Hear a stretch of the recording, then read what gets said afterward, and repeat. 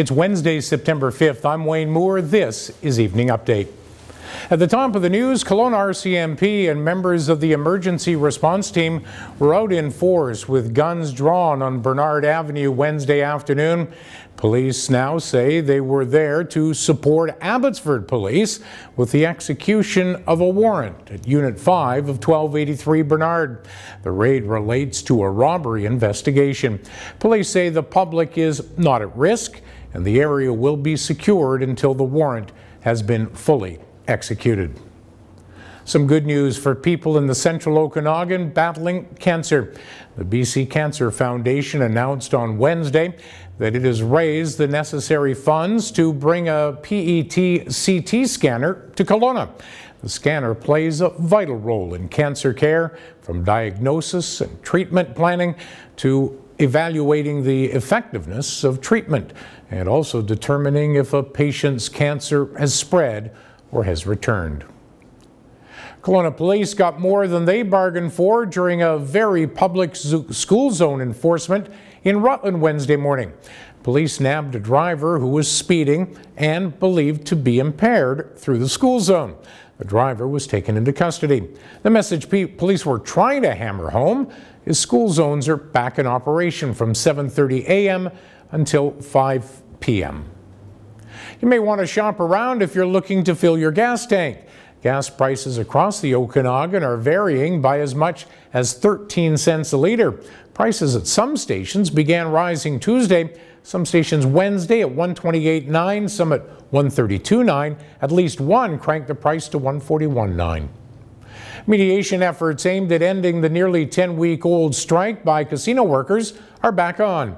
Negotiators with the BCGEU and Gateway Casinos returned to the table Tuesday.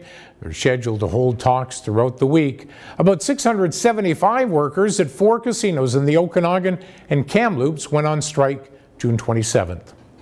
The city of Penticton is speaking out in advance of next week's trial against well-known panhandler Paul Braun. The city says Braun is not being prosecuted for simply panhandling, but for obstructive panhandling within a 10-meter exclusion zone. Braun faces 8 counts of obstructive panhandling for tickets issued to him. The BC Wildfire Service spent much of Wednesday burning off fuels within the perimeter of the Snowy Mountain wildfire.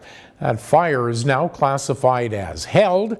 That means crews do not expect the fire to grow past containment lines. The United Way has announced a grant of $500,000 from its community fund dedicated to programs across the central and south Okanagan Similkameen. The organization's community fund investments are tailored to the most pressing issues in the communities that they benefit, providing funding for programs that will help vulnerable children, families, individuals, and seniors. Upgrades to Kelowna International Airport's instrument landing systems are underway, but in the meantime, fog or other poor weather in conjunction with the system outage could affect some flights.